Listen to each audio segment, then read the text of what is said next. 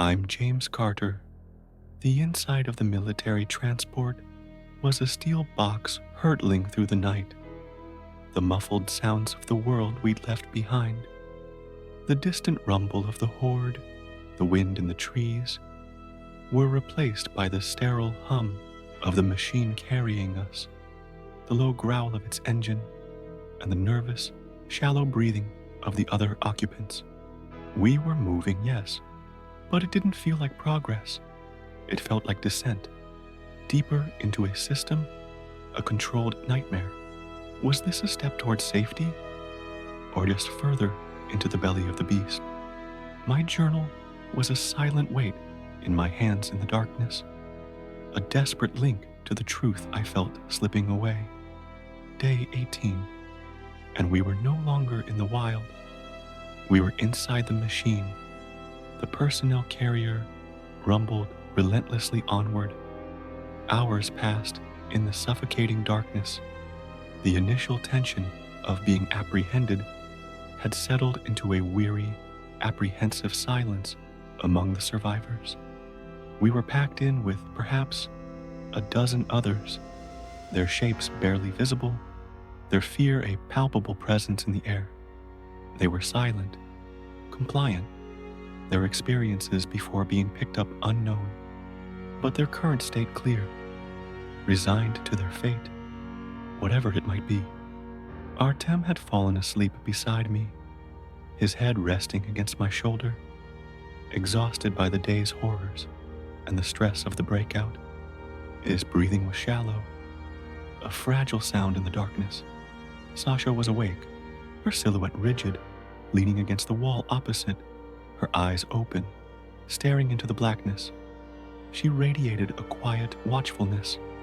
Even was a solid, immovable presence beside her, equally alert, his gaze fixed forward, towards the unseen soldiers in the front compartment, assessing, always assessing. Alexei and Igor huddled together near the ramp, their whispered conversations having stopped long ago, replaced by a tense silence. My injured side ached, a dull, persistent throb, now under the fresh bandage. The relief from the screening's negative result was immense, a small victory in a world of losses, but the fear of the wound itself, of its potential to incapacitate me, remained. I leaned my head back against the rough interior wall, the metal cold against my skin. My thoughts were a whirlwind of uncertainty. Where were they taking us? What did they want? What was this screening truly for? Was it just about infection, or something more insidious? And Yuri was still a silent presence in the darkness at the back of the carrier. I couldn't see him, but I felt his stillness. Was he awake? Was he watching us? His calmness was a stark contrast to the palpable fear in the carrier. Was he a part of this? Had he known where we were going? The suspicion had burrowed deep, a persistent, unsettling thought.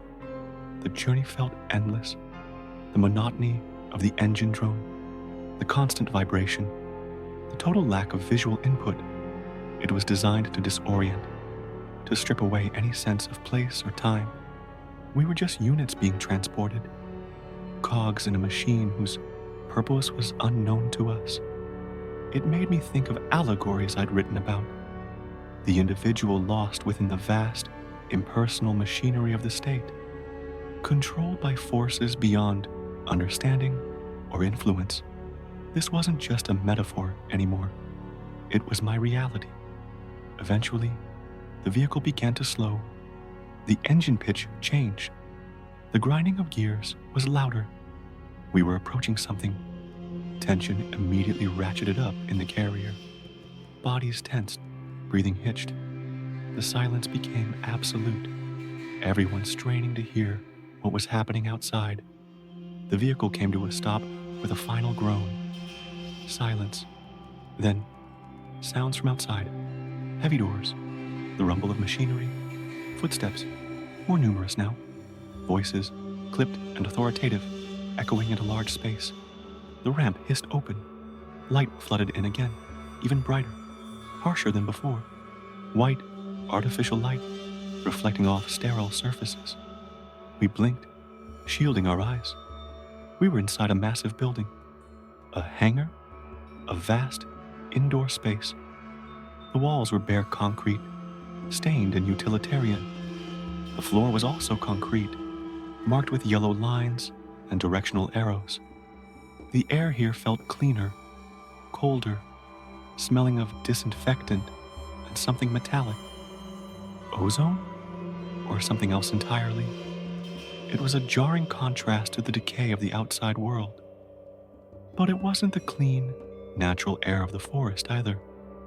It was the sterile, controlled air of a man-made environment. More soldiers were present, numerous, standing in formation, their uniforms clean, their visors down, faces hidden. They were a faceless, disciplined force. There were also other personnel, figures in lab coats, in dark uniforms with different insignias, moving with purpose, carrying clipboards, operating machinery. This was a large-scale operation. Vychodit, bystro! A voice barked, amplified, echoing in the vast space. Get out! Fast! We were ushered out of the carrier, along with the other survivors. They were silent, obedient, their movements slow, resigned. We were directed into a line processed with chilling efficiency. No greetings, no words of welcome or reassurance. Just commands. Личные вещи оставить здесь. Leave personal belongings here. Our backpacks, my journal, my camera, they wanted to strip us of everything. My hand tightened on my journal, hidden under my jacket. I had to keep it. It was my proof, my record.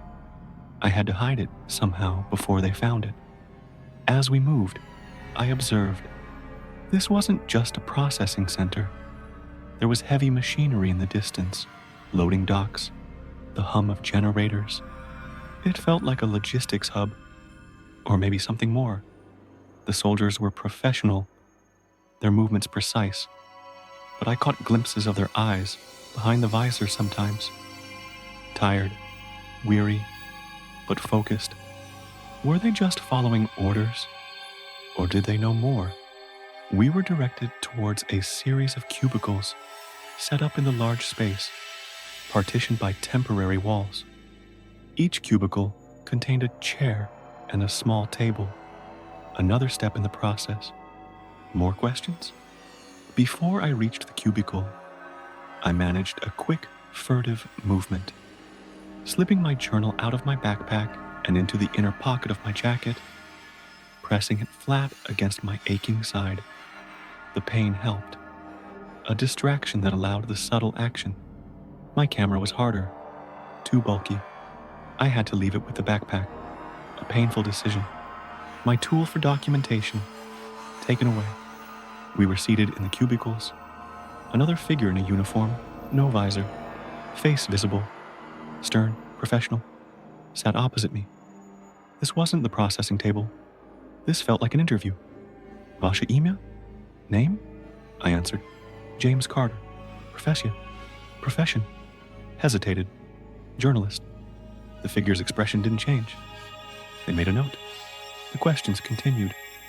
Not just about my journey, the infected. Questions about my background, my skills, my motivations. Why was I in Russia? Who was I traveling with? They already knew about the group, of course. They had seen us. My answers were guarded, careful, trying to reveal enough to seem cooperative, but hold back anything that could be dangerous. They asked about Yuri. I answered vaguely. Met him in the city. Surprising skills. Don't know his past. Was that enough? Or too much? Did they know about his potential connection? I saw Artem in the cubicle next to mine, being questioned by another figure. His young face was tense, scared. I couldn't hear the questions or answers, but I saw his hands trembling slightly, Sasha and Ivan were in other cubicles, their expressions grim, focused. Alexei and Igor were also being questioned, and Yuri wasn't in a cubicle. I saw him being led away from the processing area towards a different section of the facility, accompanied by two soldiers, and the high-ranking soldier with the visor who had questioned him before. He wasn't being interviewed like the rest of us. He was being directed towards a different purpose. My suspicion of him solidified. He wasn't just a survivor. He was connected. But how? The questions felt probing, designed to find inconsistencies, to uncover hidden knowledge. They weren't just evaluating survivors. They were evaluating assets or threats. What purpose did they have for us? For our skills? For our knowledge? The interview ended. I was directed to wait. Back in the main processing area, I watched as other survivors were brought in, processed, questioned. They all showed the same weariness, the same fear, the same resignation. They were put into different groups, directed to different areas of the facility, the machine sorting its components. I saw some figures, covered by tarps, being wheeled on gurneys towards a separate, secured section of the building. Not injured survivors. The shapes were wrong, stiff, unnatural. My blood ran cold. Infected bodies, or something else. Experiments. The word Chimera echoed in my mind. Was this facility a research lab, a containment center, or something darker? The realization hit me with chilling force. This wasn't just a safe zone. It was a military operation, a facility with a purpose directly tied to the outbreak, to the infected, to the military's role in all of it. The sterile efficiency, the impersonal soldiers, the probing questions, the separation of individuals, the veiled movements of bodies. It all pointed to something hidden, something controlled. The allegory of the impersonal machine was starkly real here. Individuals reduced to data points, sorted, processed, directed according to a hidden agenda. I tried to stay observant, despite my exhaustion and the ache in my side.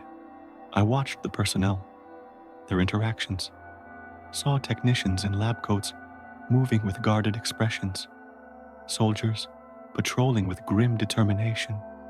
Everyone knew their role. Everyone was a cog in this vast, hidden machine. I overheard fragments of conversation, low voices, technical terms I didn't understand. Talk of protocols, specimens, containment levels. It wasn't the language of rescue or civilian aid. It was the language of science, of research, of control. My suspicion of Yuri deepened with every passing minute. He was absent from the general survivor population. Where had they taken him? What was his connection to this place? Was he bringing them information, or was he being integrated into their operation? His calm demeanor outside the village now seemed less like resilience and more like prior knowledge. He wasn't escaping the military. He was joining them. Hours blurred together in the sterile, brightly lit processing area. Food was provided. Bland, uniform rations. Water, basic needs met, but with no warmth, no human connection. Just the cold efficiency of the machine providing for its components. Eventually, we were moved again. Not individually, as a group. Me, Artem, Sasha, Ivan, Alexei, Igor, and several of the other survivors from the transport. We were led down another long corridor, past secured doors and watchful guards. The facility was vast, a sprawling complex hidden within this building. We were taken to a large, communal room, bare concrete walls, rows of metal cots, similar to the one I had imagined in episode 16's cliffhanger, but larger, colder. This was a holding area for survivors, for those who had passed the initial screening. We were assigned cots. We sat down, tired, silent, taking in our new environment. Other survivors were already here, sitting on their cots, their faces weary, resigned. No one spoke. A heavy silence hung in the air, broken only by the occasional cough or sigh. Soldiers stood watch at the exits. I looked at Artem. He was sitting on a cot beside me, his young face pale, his haunted blue eyes scanning the room, filled with apprehension. I squeezed his arm gently. He leaned into my touch. Sasha and Ivan were sitting on cots opposite us, their postures tense, watchful. Alexei and Igor were nearby, huddled together, quiet. We were safe from the horde. We were fed, we were sheltered, but we were trapped. And the suspicion that this place was something more sinister than a sanctuary was growing stronger with every observation, every sterile interaction. Later, after we had settled, after the initial tension had eased slightly, a small group of soldiers and a technician entered the room. They were carrying equipment, portable testing units. They moved through the room, randomly selecting survivors, not for questioning this time, for more tests. One of the soldiers approached our group. He gestured towards Artem. T. Suda. You. Here. Artem's eyes widened in fear. He looked at me, at Sasha, at Ivan. Что они хотят? He whispered, his voice trembling. What do they want? Иди, Ivan said, his voice low, firm but reassuring. Go, be calm. Artem hesitated, then slowly got up, clutching his crowbar, which had been returned to him after the initial disarming. A strange detail. He walked towards the soldier and the technician. They directed him to a small table they had set up. The technician prepared a syringe. Not a swab this time. A blood test. My blood ran cold. A more thorough test. For what? The virus? Or something else? Were they looking for something specific? Something beyond simple infection? Immunity? Or a specific reaction? Artem flinched as the needle went in. I watched, my heart pounding. He looked terrified. As the technician drew the blood, I saw the soldier standing beside him glance down at a tablet in his hand. And on the screen of the tablet, I caught a glimpse of something. Not data, but an image. An image of a creature. Not a typical shambler. More complex, detailed. It looked like a schematic. And under the image, text, labels, in Russian. Words like designation : and then a name. My breath hitched.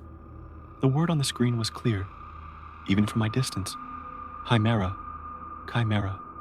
The image was a diagram of one of the creatures. One of them. The one we saw in the clearing? Or a similar variant. They weren't just fighting them. They were studying them, documenting them, perhaps even creating them. The realization hit me like a physical blow. This facility wasn't a safe zone. It was a research facility, a laboratory. And they were studying the survivors, screening them. For what? For exposure? For antibodies? For something they could use? Were we test subjects? Were we potential components? Artem was released, looking pale and shaken. He came back to his cot, avoiding eye contact. I wanted to ask him what happened, what they asked, but the soldiers and technicians were moving on to the next survivor. My side ached, my blood running cold, with a fear far deeper than physical pain.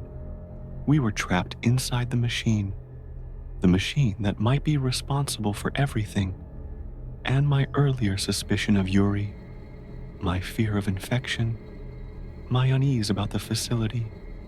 It all coalesced into a single, terrifying certainty. We were in greater danger inside this facility than we were outside with the horde. We had escaped the jaws of the monster, only to walk into the laboratory of its creators. The soldiers finished their random testing. They collected their equipment. They left the room, the door hissing shut behind them, leaving us in the heavy silence of the communal holding area, the sterile light unforgiving. I looked at Artem, at Sasha, at Ivan, at Alexei, at Igor, at the faces of the other weary survivors.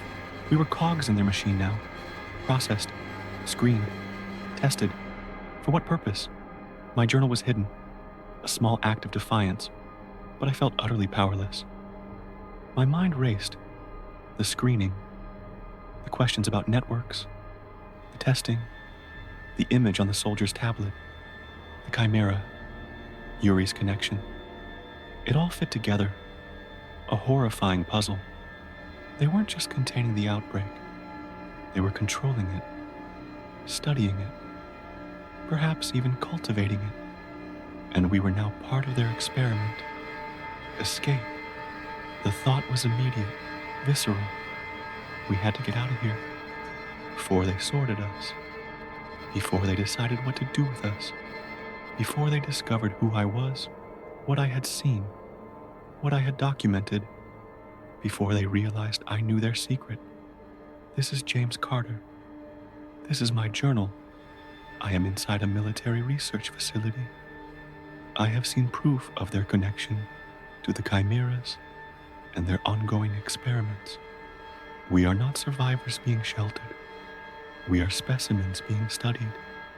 And I know, with terrifying certainty, that we are in more danger here than anywhere else. If you are still out there, if you're listening, if you want to know what happens inside the military's hidden labs, what they are doing to the survivors, what their ultimate purpose is, and if there is any way to escape the heart of this machine and expose the truth, then please subscribe to Beyond Blackout. The truth is hidden deep within the concrete walls, and finding it might be the death of us all.